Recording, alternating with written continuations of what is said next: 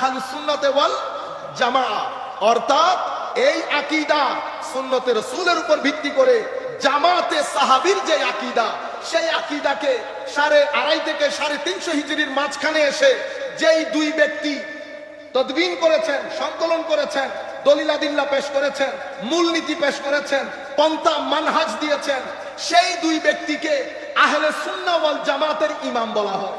কি বলা হয়? ইমাম। মনে রাখবেন কোন দুইজন? ইমাম আশআরী, ইমাম মাতুরিদি।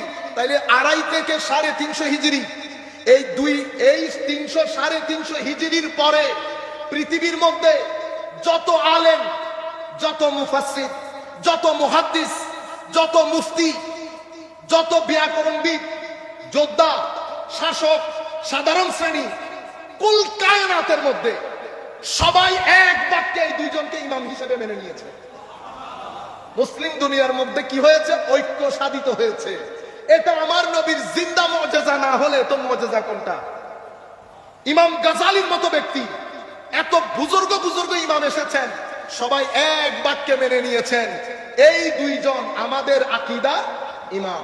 যারাই বলেছেন পরবর্তীতে এসে ইবনে হাজার আসকালানি হোক, বদরুদ্দিন আইনি হোক, গাজালি হোক, রাজি হোক, বাকিল্লানি হোক, বাজদাবি হোক, আবুল মাইন নাসফি হোক, আবুল বারাকাত নাসফি হোক, যেই কোনো ব্যক্তি হোক, এর পরবর্তীতে আসা মহিউদ্দিন আব্দুল কাদের জিলানী হোক, কাশফুল মাহজুবের ইমাম হাজবেরি হোক, রাসালা কুশাইরি আর ইমাম কুশাইরি হোক, কুতুল কুলুবের লেখক হোক, মানাজিলুস সাইমিনের লেখক হোক, আওয়ারিফুল মারিফের লেখক হোক, অতঃপর আপনি তাফসীরের কিতাবের মধ্যে গেলে তাবারি হোক, ইবনে কাসির হোক, বাগাবী হোক, রাজি হোক, কুরতুবী হোক, আপনি তাফসীরের লাইনে হাঁটেন, হাদিসের লাইনে হাঁটেন, একেবারে 6 কিতাবে 6 জন, অতঃপর তার পূর্বে যারা মুসনাদ লিখেছেন, মুসান্নাফ লিখেছেন, সমস্ত মুহাদ্দিসিন, সমস্ত ফুকাহা, সমস্ত মুফাসসিরিন, এমনকি ব্যাকরণের জ্ঞানবিদ যারা আছেন, সাধারণ মুসলমানদের মধ্যে সালাহুদ্দিন আইয়ুবী বলেন, আস্তে আস্তে এই যুগের মধ্যে ইন্ডিয়া যারা শাসন করেছেন,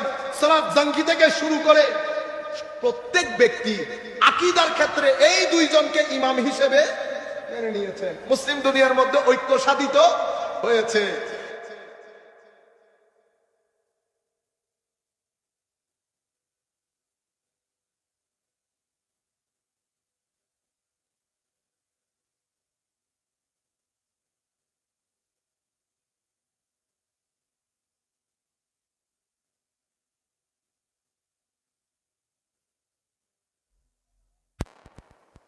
জামাতে এই যে টার্ম, এটা শুরু হয়েছে কখন?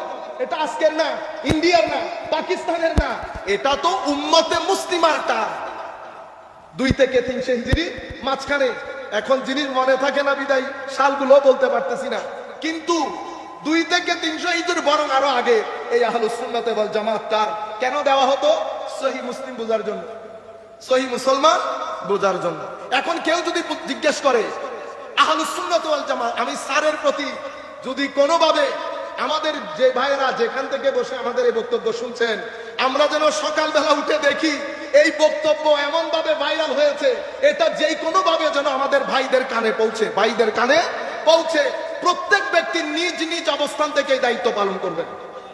আচ্ছা, এর পরবর্তীতে আল্লাহুম্মা সাল্লি আলা সাইয়্যিদিনা মুহাম্মাদিন ওয়া বারিক ওয়া সাল্লিম। তাইলে আহলুস সুন্নাহ ওয়াল জামাত কারা? কিভাবে বুঝবেন? Very simple. আকীদার ক্ষেত্রে যদি এই দুইজনের কোনো একজন হয় ইমাম, আকীদার ক্ষেত্রে এই দুইজনের কোনো একজন হতে হবে। মাযহাবের ক্ষেত্রে 4 মাযহাব। সময় সুযোগ করে ভিডিও শেয়ার করে দিবেন।